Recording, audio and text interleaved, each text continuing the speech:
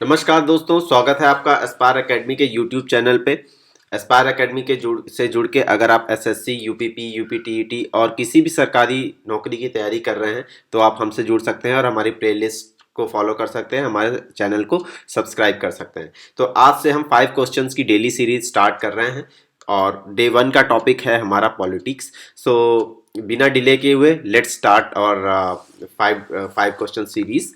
तो पहला क्वेश्चन, भारतीय संविधान के किस अनुच्छेद के तहत लोकसभा में अनुसूचित जातियों और जनजातियों के लिए आरक्षण दिया गया है? ऑप्शन है article 330, article 332 and article 222 and article 345। तो आप इसको अटेम्प्ट कर लीजिए एक बार। आशा है कि सारे लोगों ने आंसर चेक कर लिया होगा। तो सही आंसर है ऑप्शन ए, आर्टिकल 330। संविधान अनुच्छेद के आर्टिकल 330 के तहत लोकसभा में अनुसूचित जातियों और जनजातियों के लिए आरक्षण दिया गया है। अच्छा, कमेंट करके आपके लिए होमवर्क है, कमेंट बॉक्स में आप कमेंट करके बताइए कि किस संविधान संशोधन द्वारा हाल ही में एक संविधान संशोधन किया गया है जिसमें कि जो रिजर्वेशन है उसको 10 साल के लिए बढ़ाया गया है। तो कमेंट करके जल्दी से कमेंट बॉक्स में बताइए। नेक्स्ट क्वेश्चन पे आते हैं, क्वेश्चन नंबर 2। क्वेश्चन नंबर 2 कहता है, अंडमान निकोबार द्वीप समूह का न्याय क्षेत्र किस न्यायालय की देखरेख में आता है? ऑप्शंस हैं पोर्ट ब्लेयर में बम्बई हाई कोर्ट की सर्किट बेंच, पोर्ट ब्लेयर में कलकत्ता हाई कोर्ट की सर्किट बेंच, पोर्ट ब्लेयर में मद्रास हाई कोर्ट की सर्किट बेंच और पोर्ट ब्लेयर में सुप्रीम कोर्ट हाई कोर्ट की सर्किट बेंच। अटेम्प्ट करिए इसको। सही आंसर देख लेते हैं। तो सही आंसर है ऑप्शन बी, पोर्ट ब्लेयर में कलकत्ता हाई कोर्ट की सर्किट बेंच। तो इससे मतलब है कि जो अंडमान निकोबार द्वीप समूह है जो कि हिंद महासागर में उपस्थित है, तो इसका जो हाई कोर्ट है जो कि एक यूनियन टेरिटरी है, Andaman Nicobar it's union territory. तो इसका जो हाई कोर्ट है वो कलकत्ता के अंडर में आता है। कलकत्ता हाई कोर्ट की एक सर्किट बेंच वहाँ पे स्थापित की गई है पोर्ट ब्लेयर में, जो कि इसके हाई कोर्ट का काम देखती है। तो ये क्वेश्चन नंबर 2 है हमारा। कमेंट करके बताइए कि भारत में सर्वप्रथम जो सुप्रीम कोर्ट की स्थापना कब और किस एक्ट के द्वारा किस स्थान पर की गई थी? जल्दी से कमेंट करके बताइए। नेक्स्ट क्वेश्चन पे आ जाते हैं, क्वेश्चन नंबर 3।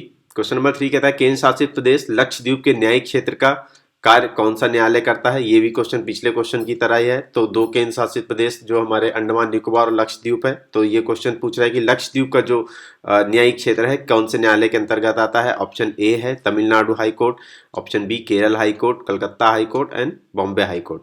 अटेम्प्ट करिए इसको। आंसर देख लेते हैं इसका क्या है। Option B Kerala high court. तो केरल जैसा कि एक तटीय राज्य है और लक्षद्वीप के पास में ही पड़ता है, तो केरल हाई कोर्ट और लक्षद्वीप का हाई कोर्ट कोच्चि में है और इसकी स्थापना जो हुई थी 1956 में हुई थी। नेक्स्ट क्वेश्चन पे आ जाते हैं, question number 4। Question number 4 asking, supreme court के जजों की संख्या को कौन बदल सकता है? ऑप्शन ए है राष्ट्रपति आदेश, ऑप्शन बी कानून द्वारा संसद, ऑप्शन सी सुप्रीम कोर्ट की अधिसूचना और ऑप्शन डी केंद्र सरकार की अधिसूचना। अटेम्प्ट करिए इसको। सही आंसर देख लेते हैं।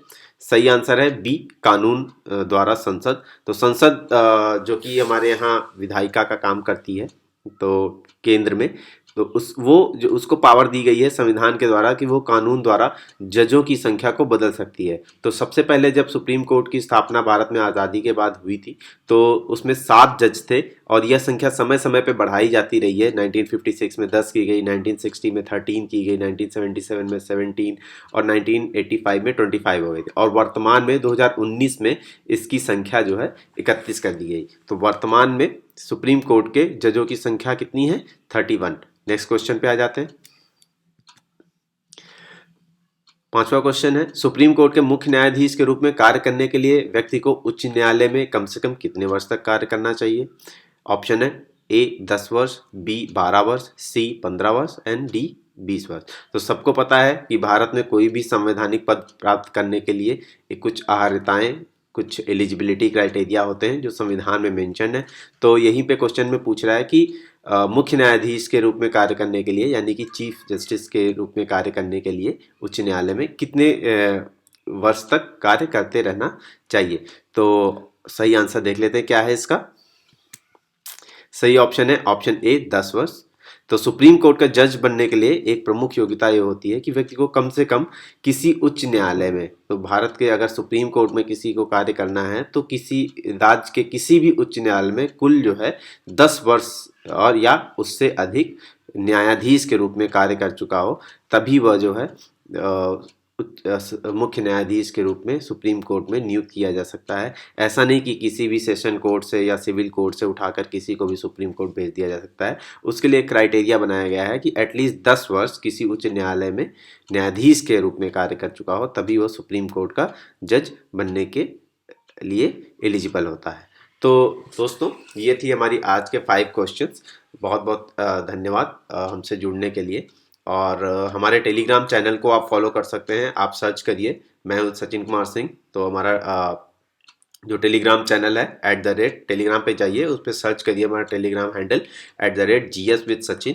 और इस तरीके से हमारा एस्पायर एकेडमी का लोगो आपको दिखेगा, उसको आप ज्वाइन कर सकते हैं हमारे चैनल को। इसके अलावा आप हमसे फेसबुक से भी जुड़ सकते हैं। हमारा फेसबुक का लिंक आपको इस डिस्क्रिप्शन बॉक्स में दे देंगे, तो वहाँ से आप ज्वाइन कर सकते हैं। टेलीग्राम का भी लिंक आपको डिस्क्रिप्शन बॉक्स में दे दिया जाएगा। या मुझे आप किसी भी एग्ज़ाम को तैयारी करने के लिए कोई भी कन्फ्यूजन है, आपको आप तैयारी स्टार्ट नहीं कर पा रहे हैं, बुक लिस्ट वगैरह जानना चाहते हैं, तो उसके लिए आप मुझे डायरेक्टली कॉल कर सकते हैं।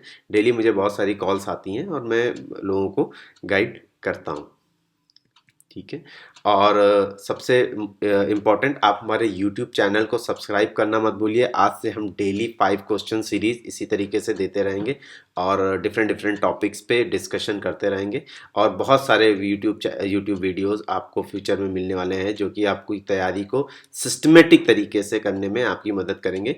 तो हमारे टेलीग्राम चैनल को सब्सक्राइब कर लीजिए और एक बेल आइकन आपको दिखेगा, उस बेल आइकन को जरूर क्लिक कर दीजिए। तो जैसे ही हम कोई वीडियो नया अपलोड करते हैं तो आपको उसका पता चल जाएगा। और कमेंट में आप भी अपने रिव्यूज़ और जो भी सजेशंस हैं वो हमें दे सकते हैं। बहुत बहुत धन्यवाद हमसे जुड़ने के लिए। जय हिंद, जय भारत।